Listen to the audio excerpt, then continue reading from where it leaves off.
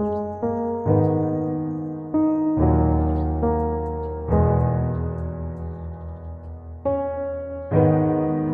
saya katakan adalah ia selalu mendengarkan doa-doa kita.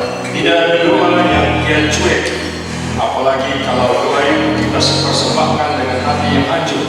Ia bukan cuma mendengarkan, ia juga mau menangis bersama-sama dengan kita dan menjawab kita. Maka perlu selalu tunduk seperti orang, merasa berdosa dari dalam Injil. Pasti orang itu berkali-kali mengubah Pak. Begitu Secara pribadi mereka dapat